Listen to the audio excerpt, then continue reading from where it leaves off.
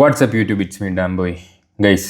2025 തുടങ്ങിയിട്ട് ഓരോ ദിവസവും കേൾക്കുന്ന അപരാധങ്ങൾക്ക് കയ്യും കണക്കുമില്ല. ഓരോ ദിവസവും ഒന്നിനൊന്നിന് അപ്പുറമായിട്ടാണ് ഓരോ കാര്യങ്ങൾ ഇവിടെ നാട്ടിൽ നടക്കുന്നത്.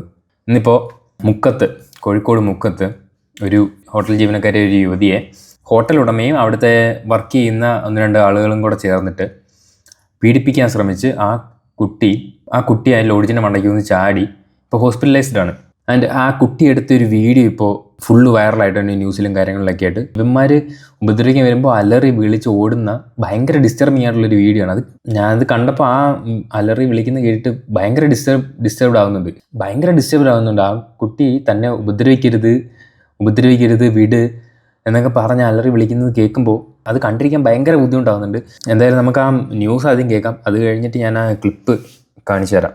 കോഴിക്കോട് മുക്കത്ത് പീഡന ശ്രമം ചെറുക്കുന്നതിനിടെ യുവതി കെട്ടിടത്തിൽ നിന്നും ചാടി. ഇന്നലെ രാത്രിയാണ് സംഭവം.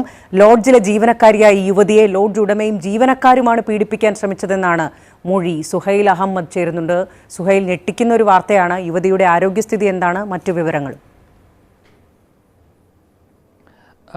യുവതിക്ക് നല്ല പരിക്കുണ്ട്. കോഴിക്കോട് മെഡിക്കൽ കോളേജ് ആശുപത്രിയിൽ ഇപ്പോഴും ചികിത്സയിലാണ്. ICUവിലാണ് നിലവിൽ യുവതി ഉള്ളത്.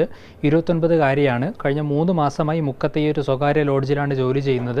ഇന്നലെ രാത്രി 11-ഓടടുത്ത സമയത്ത് താമസ സ്ഥലത്തിരുന്ന് ഗെയിം കളിച്ചുകൊണ്ടിരിക്കുകയായിരുന്നു മൊബൈലിൽ. ഈ സമയത്താണ് 3 പേർ അതിക്രമിച്ച് വരികയും യുവതിയെ പീഡിപ്പിക്കാൻ ശ്രമിക്കുകയും ചെയ്തത്. പ്രാണരക്ഷാർത്ഥം യുവതി ഓടി മറയുകയും കെട്ടിടത്തിൻ്റെ മുകളിൽ നിന്ന് ചാടുകയുമായിരുന്നു. ഈ പ്രതികൾ തന്നെ മുക്കത്തെ KMCT ആശുപത്രിയിൽ എത്തിച്ചു. പിന്നാലെ അവിടെ നിന്ന് വിദഗ്ധ ചികിത്സയ്ക്ക് വേണ്ടി കോഴിക്കോട് മെഡിക്കൽ കോളേജ് ആശുപത്രിയിലേക്ക് മാറ്റുകയായിരുന്നു. മുക്കം പോലീസ് എത്തി യുവതിയുടെ വിശദമായ മൊഴി രേഖപ്പെടുത്തിയിട്ടുണ്ട്. 3 പ്രതികൾക്കെതിരെ വിശദമായ രീതിയിലുള്ള വിശദാംശങ്ങൾ പെൺകുട്ടി നൽകി എന്നുള്ളതാണ് മനസ്സിലാക്കാൻ കഴിയുന്നത്. എന്തായാലും മുക്കം പോലീസ് കേസെടുത്ത് അന്വേഷണം തുടങ്ങിയിട്ടുണ്ട്. കുട്ടി ഗെയിം കളിച്ചുകൊണ്ടിരിക്കുകയായിരുന്നു, അപ്പോഴാണ് ഈ പീഡിപ്പിക്കാൻ ശ്രമിച്ചത്. ആൻഡ് ഈ കുട്ടിയുടെ സ്ക്രീൻ റെക്കോർഡർ ഓൺ ആയിരുന്നു. ഗെയിം കളിക്കുന്നത് റെക്കോർഡ് ചെയ്തുകൊണ്ടിരിക്കുകയായിരുന്നു. അതിൻ്റെ ഇടയ്ക്കാണ് ഈ സംഭവം നടന്നത്. ആൻഡ് അവിടെ നടന്ന കുറച്ച് സംഭവങ്ങൾ റെക്കോർഡായിട്ടുണ്ട്. ആ വിഷ്വൽസും കാണിച്ചു തരാം. ഭയങ്കര ഡിസ്റ്റർബിങ് ആണ്. ആ കുട്ടി ഒന്നും ചെയ്യരുതല്ലേ എന്നൊക്കെ പറഞ്ഞ് കിടന്ന് നിലവിളിക്കുന്നതൊക്കെ ആ വിഷ്വൽസിനകത്തുണ്ട്. എന്തായാലും ഞാൻ ആ വിഷ്വൽസ് ഒന്ന് കാണിച്ചു തരാം.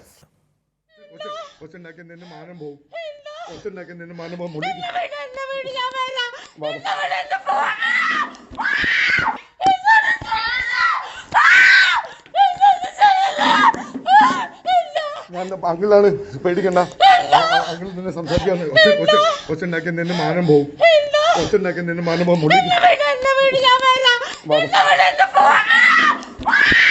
ഭയങ്കര ഡിസ്റ്റർബിങ് ആയിട്ടുള്ള വീഡിയോ. ആ കുട്ടി കിടന്ന് അരച്ച് വിളിച്ച് ഒന്നും ചെയ്യരുത് വിട് എന്നൊക്കെ പറഞ്ഞ് അത് കേട്ടിരിക്കാൻ പറ്റുന്നില്ല. അതിൻ്റെ ഇടയ്ക്ക് അതിൻ്റെ മോൻ പറയുന്നുണ്ട്, അത് അങ്കിളാണ് സംസാരിക്കാനാണെന്നൊക്കെ. സംസാരിക്കാൻ ഇങ്ങനെയാണോ? പാതിരാത്രിയിൽ ആളെയും കൂട്ടി കടന്നു പിടിച്ചിട്ടാണോ സംസാരിക്കാൻ ചെല്ലുന്നത്? അതിൻ്റെ കൂടെ പറയുന്നുണ്ട് മാനം പോകുന്നു. അത് എനിക്ക് ക്ലിയർ ആയില്ല, നിൻ്റെ എന്നാണോ എൻ്റെ എന്നാണോ എന്നറിയില്ല. എനിക്ക് തോന്നുന്നു എൻ്റെ മാനം പോകുന്നു, അങ്ങനെ എന്തോ ആണെന്നൊന്ന് പറഞ്ഞു.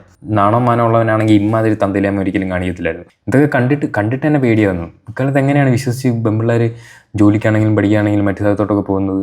ഇതുപോലെ കുറേ കഴമൂത്ത അവന്മാർ ഇങ്ങനെ ചുറ്റുമുള്ളപ്പോൾ എങ്ങനെ വിശ്വസിച്ച് ഒരു സ്ഥലത്ത് ഒറ്റയ്ക്ക് നിൽക്കുമോ, അല്ലെങ്കിൽ മറ്റ് പരിചയമില്ലാത്ത സ്ഥലങ്ങളിലൊക്കെ പോയി നിൽക്കും? ഇത് കണ്ടിട്ട് തന്നെ എന്തോ വല്ലാത്ത പേടിയും ഡിസ്റ്റർബൻസ്, എന്തോ ഒരു വല്ലാത്ത ഫീൽ വരുന്നുണ്ട്. എന്നിട്ട് അവസാനം ആ കുട്ടി എടുത്ത് ചാടി എടുത്ത് ആശുപത്രി കൊണ്ടുപോയാലുള്ള മനസ്സെങ്കിലും കാണിച്ചത് അത് ആ കുട്ടിയുടെ ഭാഗ്യം. എന്നിട്ടിപ്പോൾ അവന്മാരെ ഒളിവിലാണ്. ഇതുവരെ അവന്മാരെ പിടിച്ചിട്ടില്ല.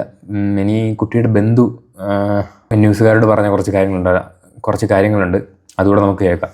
കുട്ടി പറഞ്ഞ അവസ്ഥയിൽ എന്ന് പറഞ്ഞാൽ അവിടെ ശനിയാഴ്ച രാത്രി ഒരു 11 മണിയോട് കൂടിയിട്ടാണ് ഈ ഇൻസിഡൻറ്റ് നടന്നിട്ടുള്ളത്.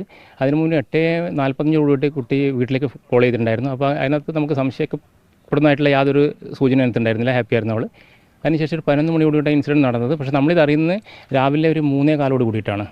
അപ്പോൾ ആ സമയത്തിന് നമ്മൾ അവിടെ നാട്ടിൽ നിന്ന് കൂടി തിരിച്ചു. അപ്പോൾ ഇവിടെ വന്നതിന് ശേഷം വിശദമായിട്ട് കുട്ടി നമ്മൾ സംസാരിച്ചു.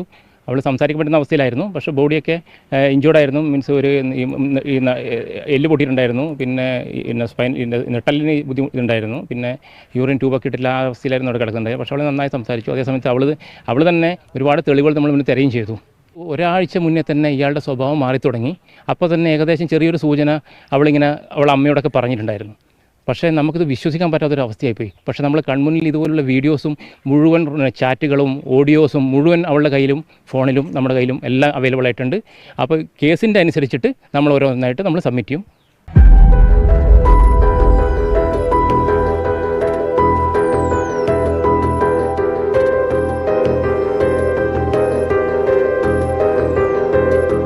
ശനിയാഴ്ച രാത്രി 11 മണിയോടെയാണ് സംഭവം.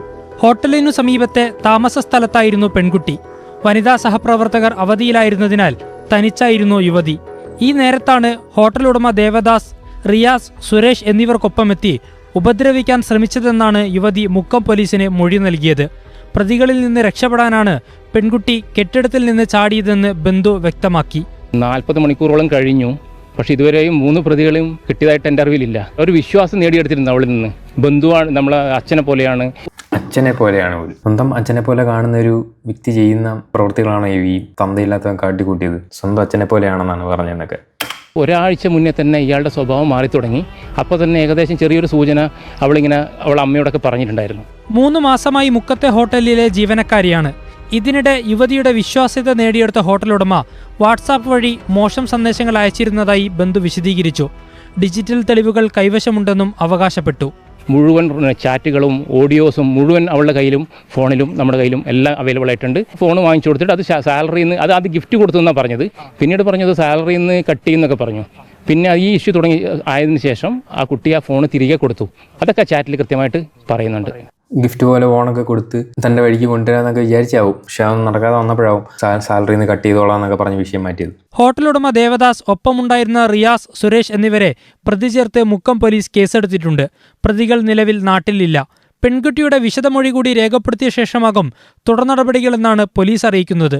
വീഴ്ചയിൽ നട്ടെല്ലിനും ഇടുപ്പിനും പരിക്കേറ്റ യുവതി കോഴിക്കോട് മെഡിക്കൽ കോളേജ് ആശുപത്രിയിൽ ചികിത്സയിൽ തുടരുകയാണ്. ഇവന്മാർ ആ കുട്ടിയെ ഉപദ്രവിക്കാനും ശ്രമിച്ചു. അത് കഴിഞ്ഞിട്ട് ഇപ്പോൾ കുട്ടി ചാടി കഴിഞ്ഞപ്പോൾ എടുത്ത് ആശുപത്രിയിൽ കൊണ്ടുവന്നു. എനിക്ക് തോന്നുന്നു 2 ആശുപത്രിയിൽ എന്തോ മാറ്റിയെന്ന് തോന്നുന്നു. ഫസ്റ്റ് ഒരു ആശുപത്രി കൊണ്ടുവന്നു, അവിടുന്ന് പിന്നെ മാറ്റിയാണ് മെഡിക്കൽ കോളേജിലേക്ക് കൊണ്ടുവന്നതെന്ന് തോന്നുന്നു. അത്രയൊക്കെ കാര്യങ്ങൾ ചെയ്തിട്ട് ഇവന്മാർ ഇതിലേ പോയി എങ്ങനെ പോയി എന്നൊന്നും ഇതുവരെ കണ്ടുപിടിക്കാൻ പറ്റിയില്ലേ. ഇതിപ്പോൾ 2-3 ദിവസം മുന്നേ നടന്ന സംഭവമാണ്. ഇപ്പോഴാണ് ന്യൂസിലും കാര്യങ്ങളിലൊക്കെ കയറി വരുന്നത്.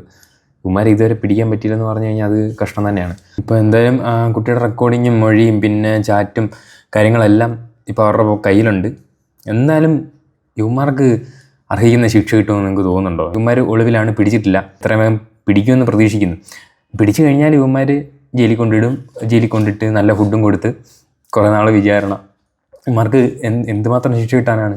നമ്മൾ ഒരുപാട് പീഡന കേസുകളും കാര്യങ്ങളൊക്കെ കേൾക്കുന്നതാണ്. ഇവന്മാർക്കൊക്കെ എന്തുമാത്രം ശിക്ഷ ലഭിച്ചതായിട്ടാണ് നമ്മൾ കേട്ടുള്ളത്. വളരെ കുറച്ച് വിരലിലെണ്ണാവുന്ന ആളുകൾക്കല്ലേ വലിയ ശിക്ഷ എന്നൊക്കെ പറയാനൊക്കെ കിട്ടിയിട്ടുള്ളൂ. ബാക്കി എന്തെങ്കിലും നമ്മൾ കേൾക്കാറുണ്ടോ? ഇതിപ്പോൾ ഞാൻ ഗൂഗിൾ ചെയ്തപ്പോൾ കാണാൻ കഴിഞ്ഞത് റേപ്പ് അറ്റംപ്റ്റിന്. ഇപ്പോൾ ഇത് റേപ്പ് അറ്റംപ്റ്റും വധശ്രമം ഇനി വരുമോ എന്നറിയില്ല.